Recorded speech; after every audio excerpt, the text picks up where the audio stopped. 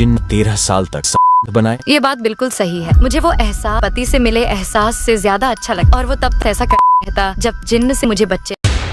यह कहानी सच्ची घटना पर आधारित है, द डेविल्स ब्राइड। आज मैं आपके लिए जिस मूवी का एक्सप्लेनेशन लेकर आया हूँ, उसकी कहानी इंडोनेशिया की एक औरत के साथ हुई सच्ची घटना पर आधारित है। वहाँ के एक पॉडकास्ट में खुद उसकी विक्टिम ने ही बताया था। वैसे उस रियल लाइफ इंसिडेंट में उसकी विक्टिम के साथ क्या क्या हुआ था, उसे मैंने इस वीडियो के एंड में दिखाया है, ताकि इस वीडियो को देखते वक्त आपका मजा और सस्पेंस खराब न हो। वीडियो के एंड में उस पॉडकास्ट को जरूर देखिएगा आप। तो चलिए जल्दी से उस मूवी का एक्सप्लेनेशन स्टार्ट करते हैं, जिसका नाम है बेंगंतिन शैतान। कहानी की शुरुआत पॉडकास्ट के वॉइस ओवर से होती है, जिसमें ईचा अपनी जिंदगी की एक अनोखी कहानी बता रही होती है। वह बताती है कि उसे बार बार एक ही सपना आता है। सपने में वह एक ऐसे घर की ओर जाती है जो उसने अपनी रियल लाइफ में कभी नहीं देखा। घर के अंदर जाने पर उसे घर के चारों ओर सफेद फूल खिले मिलते हैं। वहाँ उसकी मुलाकात एक बेहद आकर्षक पुरुष से होती है। सपने में ही ईचा और वह पुरुष अपनी मर्जी से एक दूसरे के करीब आते हैं, लेकिन असल जिंदगी में हम देखते हैं कि ईचा के घर में एक रहस्यमयी डीमन का साया घुस आता है। यह डीमन वही सब करता है जो ईचा अपने सपने में महसूस कर रही होती है। यह सच्चाई इशारा कर रही थी कि ईचा पर किसी बुरी शक्ति की नजर है, जो उसके सपनों को हकीकत की तरह जिंदा कर रही है। इधर हर सुबह ठीक 4 बजे ईचा की नींद खुल जाती है, क्योंकि उसका पति एरियल हर दिन इसी वक्त अपनी नाइट शिफ्ट की नौकरी से लौटता है। लेकिन आज जब वह जागती है तो उसे अजीब सा सुकून और ताजगी महसूस होती है, मानो कुछ अनोखा हुआ हो। वह दरवाजा खोलकर एरियल का वेलकम तो करती है, लेकिन दोनों के बीच जल्द ही बहस शुरू हो जाती है। इस बहस से पता चलता है कि पिछले कुछ महीनों से ईचा और एरियल के बीच दूरियां बढ़ गई हैं। ईचा को लगता है कि एरियल के पास अब उसके लिए वक्त नहीं है और उनके रिश्ते में पहले जैसी गर्माहट नहीं बची। सुबह जब ईचा अपने काम पर जाती है तो उसकी दोस्त लिंडा उसके मूड को देखकर तुरंत समझ जाती है कि आज फिर से ईचा की एरियल के साथ बहस हुई है।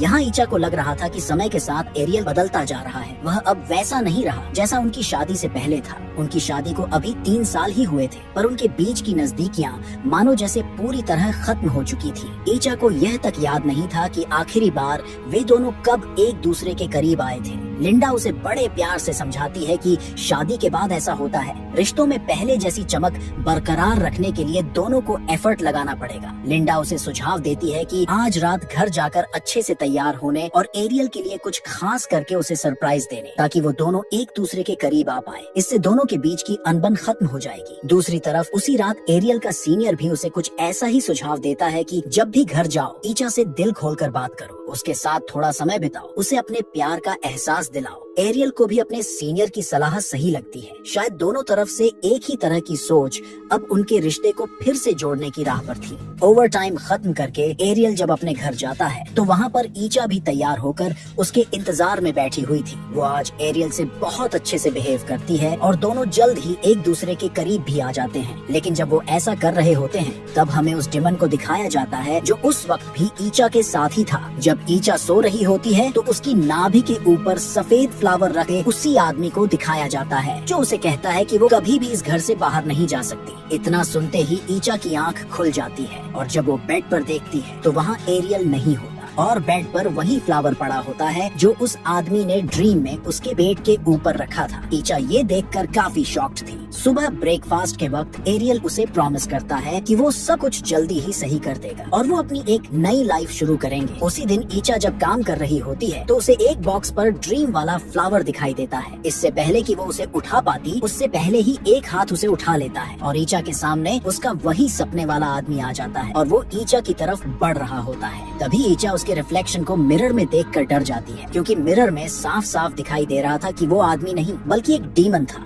तभी वो उसे अपना असली रूप दिखाता है, जिससे ईचा बहुत डर जाती है और वॉमिट करने लगती है। शायद यह डीमन ईचा और एरियल की नजदीकियों से खुश नहीं था। इधर लिंडा भी उसकी हालत खराब देखकर बाथरूम में आ गई थी, पर ईचा उसे बिना कुछ बताए बाहर चली जाती है। इधर लिंडा की नजर बेसिन पर पड़ती है। वो चौंक जाती है क्योंकि ईचा ने यहाँ वर्म्स एंड ब्लड की वोमिटिंग की थी। रात में ईचा एक कैफे में जाकर अपनी छोटी बहन एमा से मिलती है। यहाँ हमें एमा की बातचीत से पता चलता है कि ईचा को बच्चा कंसीव करने में दिक्कतें आ रही है, जिस वजह से वो अपने माता पिता से मिलने भी नहीं जाती है क्योंकि उसके पेरेंट्स चाहते हैं कि वो बस जल्द से जल्द ईचा के बच्चे का मुंह देख ले। तभी ईचा को फिर से वॉमिट जैसा फील होता है। इधर एरियल जब अपने राउंड पर होता है तो उसे वहाँ ईचा नजर आती है, जिससे वो तुरंत उसके पीछे उसका नाम पुकारते हुए भागता है। पर यहाँ एरियल देखता है कि ईचा का पेट फुला हुआ था और वो प्रेग्नेंट थी। पर तभी ईचा का लेबर पेन स्टार्ट हो जाता है। इससे पहले कि एरियल उस सिचुएशन को समझ पाता, अचानक से ईचा की बॉडी से एक बच्चा बाहर गिरता है और ईचा डरावने तरीके से एरियल को देखकर स्माइल करने लगती है। वो शैतानी बच्चा एरियल की तरफ स्क्रॉल करते हुए बढ़ने लगता है, जिसे देखकर एरियल वहाँ से भाग जाता है। पर जब वो अपने सीनियर के साथ वापस से वहाँ जाता है तो वहाँ सब कुछ नॉर्मल था। घर आने पर ईचा भी उससे नॉर्मली बात कर रही थी, पर एरियल के दिमाग से ईचा का वो चेहरा हट नहीं रहा था। यहाँ एरियल को जब पता चलता है कि ईचा की तबीयत ठीक नहीं है और उसके कमर में बहुत दर्द है, तो वो मसाज वाली को बुलाने की बात कहकर सोने चला जाता है। अगली सुबह जब मसाज वाली वहाँ आती है तो ईचा के सिम्टम्स एंड पेट देखकर बताती है कि ईचा शायद 3 महीने की प्रेग्नेंट है, जिसे सुनकर ईचा खुश हो जाती है। पर एरियल के फेस पर हमें एक चिंता दिखती है। काम पर आने पर ईचा सबको अपनी प्रेगनेंसी के बारे में बताती है, जिससे सभी लोग खुश हो जाते हैं। ईचा वॉशरूम आकर एमा को भी इस बात की एक फोटो क्लिक करके भेजती है। पर उसी समय लिंडा उसके पास आती है, जो उसके लिए परेशान थी। वो पूछती है कि ईचा ने बोला था कि ईचा को यह तक याद नहीं था कि आखिरी बार कब वो अपने पति के करीब आई थी, तो अचानक से वो 3 महीने के प्रेग्नेंट कैसे हो सकती है। ऊपर से कल ही उसने ईचा की वॉमिटिंग में खून और वर्म्स देखे थे, जो बिल्कुल भी अच्छा साइन नहीं था। लेकिन ईचा को लगता है कि लिंडा उसकी प्रेगनेंसी से खुश नहीं है, इसीलिए वो उसे सही से रिप्लाई न करके वहाँ से चली जाती है। इधर रात में एरियल भी अपने सीनियर से बात कर रहा होता है, तो वो उन्हें बताता है कि उसे अच्छे से याद है कि लास्ट टाइम वो ईचा के साथ 6 महीने पहले फिजिकल हुआ था ताकि वो प्रेग्नेंट हो सके, लेकिन वो कंसीव नहीं कर पाई थी। एंड उसके बाद वो अभी रिसेंटली 2 दिन पहले ही क्लोज आए थे, तो ईचा 3 महीने की प्रेग्नेंट कैसे हो सकती है। एरियल को लग रहा था कि ईचा उसे चीट कर रही है, पर उसका सीनियर एरियल को ईचा का ख्याल रखने बोलता है और उसकी नाइट शिफ्ट को आफ्टरनून में करवाने का वादा करता है।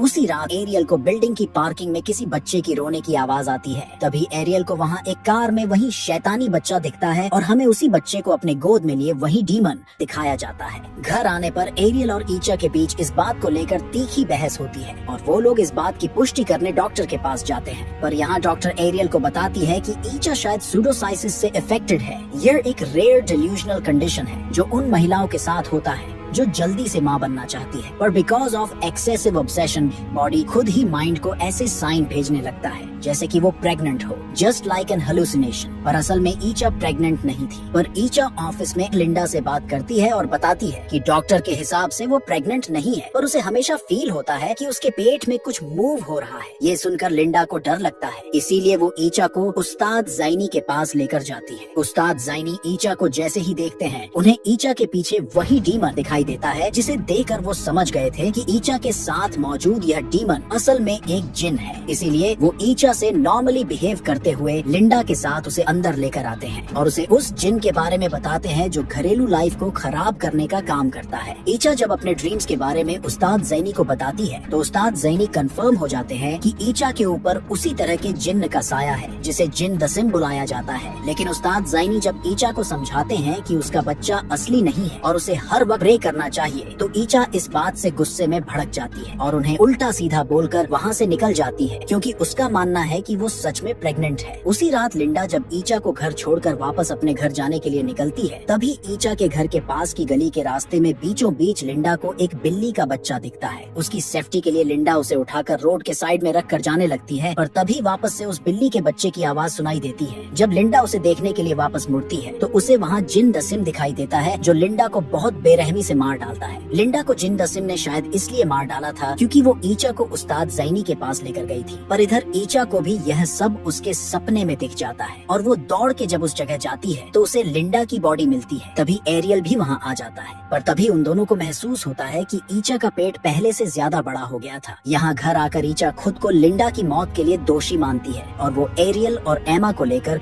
उस्ताद के पास जाती है। उस्ताद अपने रुकिया की हेल्प से जिन दासिम को सामने आने के लिए मजबूर करते हैं वैसे रुकिया एक इस्लामिक प्रथा होती है जिसमें किसी पर बुरी नजर, जादू या शैतानी असर को दूर करने के लिए कुरान की आयतें या दुआएं पढ़ी जाती हैं। यहाँ जिन दासिम बोलता है कि ईचा को वो अपनी वाइफ मानता है और बस वही उसे बच्चा दे सकता है, इसलिए ये लोग उसे ईचा से दूर नहीं कर सकते। पर उस्ताद अपनी शक्ति से जिन को ईचा की बॉडी से निकालने की कोशिश करने लगता है। इस क्रिया में हमें ईचा के पेट में उस बच्चे को भी दिखाया जाता है और एंड में चैंटिंग के खत्म होते ही ईचा एकदम नॉर्मल हो जाती है। वैसे फिलहाल तो उस्ताद ने जिन दसिम को भगा दिया था, लेकिन खतरा अभी टला नहीं था। उस्ताद बताते हैं कि जिन दसिम शादीशुदा महिलाओं को अपने कब्जे में करके पहले उनकी शादी को बर्बाद कर देता है और फिर उस औरत के साथ अपनी सभी जरूरतें पूरी करता है और इनके बीच कोई भी आने की कोशिश करता है तो जिन उसे मार देता है। ठीक ऐसा ही शायद लिंडा के साथ भी हुआ था। इसी वजह से उस्ताद ईचा को एक आयत लिख कर देते हैं और कहते हैं कि इसे रोज पढ़ना होगा। अब कहानी 14 दिन आगे बढ़ती है, जहाँ ईचा अब पहले से बेहतर है और उसे अब वो सपने भी नहीं आते हैं। यहाँ एक शाम एरियल और ईचा जब डिनर कर रहे होते हैं तो एरियल बताता है कि उसे प्रमोशन मिला है और उसे 1 वीक के लिए शहर से बाहर ट्रेनिंग के लिए जाना पड़ेगा। वैसे एरियल ईचा को ऐसी हालत में छोड़कर जाना तो नहीं चाहता था, पर पैसे की तंगी और प्रमोशन के बाद अच्छे फ्यूचर को सोच यह कपल फैसला करता है कि एरियल को अपनी ट्रेनिंग जरूर पूरी करनी चाहिए, इसलिए एरियल वहाँ से चला जाता है। इधर रात में ईचा को घर में अकेले अच्छा नहीं लग रहा था, इसीलिए वो कॉल करके एमा को अपने घर आने को कहती है। लेकिन उस रात एमा भी अपने काम में बिजी थी, इसलिए वो अगले दिन उसके घर आने का वादा करती है। पर घर में ईचा को अकेला पाकर जिन फिर से उस पर काबू पाने की कोशिश करता है, पर ईचा डर कर आयतें पढ़ने लगती है और फिर सोफे पर ही सो जाती है। अगले दिन ईचा जब काम कर रही होती है तब ईचा के साथ काम करने वाले कोवर्कर्स अजीब बिहेव करने लगते हैं। असल में सभी लोग जिन दासिम द्वारा पोजेशन की हालत में यही बोले जा रहे थे कि ईचा उसकी दुल्हन है और उन्हें कोई जुदा नहीं कर सकता। यह सब देखकर ईचा बहुत डर जाती है। रात में एमा के आने पर वो यह सभी बात उसे बताती है। इधर एरियल का भी कॉल आ जाता है। वो एमा को बताता है कि ईचा ने उसे भी इन्फॉर्म कर दिया था, इसलिए ऑफिस की कार लेकर वह जल्द से जल्द वहाँ आ रहा है। पर कुछ भी हो जाए ईचा को सोने नहीं देना है, वरना जिन दसिम उस पर काबू कर लेगा। पर रात में एमा किसी भी हाल में ईचा को सोने से रोक नहीं पाती और जैसे ही वो सोती है जिन दसिम एमा पर हमला करता है और उसे कमरे से उठाकर बाहर फेंक देता है और कमरा बंद कर देता है। जिन दसिम के हमले से एमा बेहोश हो जाती है। इसके बाद जिन दसिम आकर ईचा के बगल में सो जाता है और उसके पेट में फिर से अपना बच्चा डाल देता है। ईचा की जब नींद खुलती है तो वो देखती है कि उसका पेट फिर से बड़ा हो चुका था। ईचा को समझते देर नहीं लगती कि उसके साथ क्या हुआ है, इसलिए वो इस बच्चे को अपनी बॉडी से बाहर निकालने की कोशिश करती है, जिससे एक बार सब कुछ नॉर्मल हो जाता है। पर अगले ही पल फिर से उसका पेट फूलने लगता है। पर तभी वहाँ एरियल आ जाता है और एमा की मदद से वो लोग ईचा को उस्ताद जैनी के पास ले जाते हैं। यहाँ उस्ताद अपने सभी लोगों के साथ एक्सोर्सिज्म की क्रिया स्टार्ट करते हैं। इधर ईचा के ड्रीम में हमें ईचा और जिन दसिम को दिखाया जाता है, जो ईचा पर काबू पाने की कोशिश करता है और ईचा यहाँ से निकलने की कोशिश कर रही हो, पर जिन दसिम ईचा को बुरी तरह से पकड़ कर जकड़ लेता है। जैसे ही वो अपनी दुनिया में उसे जकड़ता है, असल दुनिया में ईचा पोजेस्ड हो जाती है और क्रीपी वे में स्माइल करने लगती है। उसकी आंखें शैतानी हो गई थी और वो सबको डराने को कोशिश कर। उसका बेड भी हवा में उड़ने लगता है, लेकिन उस्ताद और उनके लोग इन चीजों को नजरअंदाज करके लगातार प्रेयर करते रहते हैं। लगातार प्रेयर होने से जिन दासिम को भी इससे दिक्कत होने लगती है, इसलिए अब वो उस्ताद और उसके साथियों के सामने जाकर उन्हें डराने की कोशिश करता है। पर प्रेयर्स कंटिन्यूअसली चलती जा रही थी। बेड हवा से जैसे ही जमीन पर आता है, एरियल ईचा के पास जाकर उसे अपने और उसकी शादी की अच्छी यादें याद दिलाने लगता है। ईचा से अपनी गलतियों के लिए माफी भी मांगता है। वो ईचा को बताता है कि उसे जिन दसिम से लड़ना ही पड़ेगा, क्योंकि एरियल को उसकी जरूरत है और ईचा भी उसके पास आना चाहती थी। इससे ईचा को हिम्मत मिलती है और वो जिन दसिम की दुनिया में खुद भी उन आयत को दोहराना शुरू करती है जिसे एरियल ईचा के कानों में बोल रहा था, जिससे वो जिन दसिम की जकड़ से छूट जाता और आयत को जिन दसिम की दुनिया में ही पढ़े जाने की वजह से जिन दसिम की दुनिया तबाह होने लगती है। ईचा तुरंत वहाँ से बाहर निकलकर असल दुनिया में वापस आ जाती है। अब ईचा एकदम नॉर्मल हो गई थी और जिन दसिम का असर उस पर से पूरी तरह से खत्म हो गया था। कहानी अब 6 साल आगे बढ़ती है, जहाँ ईचा अब 2 बच्चों की माँ है और एरियल भी लाइफ में तरक्की कर चुका है। यहाँ एमा जब ईचा के बड़े बेटे को बुलाने बाहर आती है तो हमें वही आदमी उनके दरवाजे पर खड़ा दिखाया जाता है और ये मूवी यही खत्म हो जाती है। क्या यह सच है कि उस जिन ने लगातार 13 साल तक आपसे बनाए और आपको सपने में प्यार करता रहा? ये बात बिल्कुल सही है। ये सुनने में थोड़ा अजीब लग सकता है, पर मेरे साथ ऐसा ही हुआ है। क्या आप डिटेल में बता सकते हो आपके साथ क्या हुआ था? उस दौरान मुझे बहुत अजीब से सपने आते थे। मुझे ऐसा लगता था जैसे मैं किसी बड़े गार्डन में हूँ। वो दिन का टाइम हुआ करता था, पर ना ही सनी डे होता था,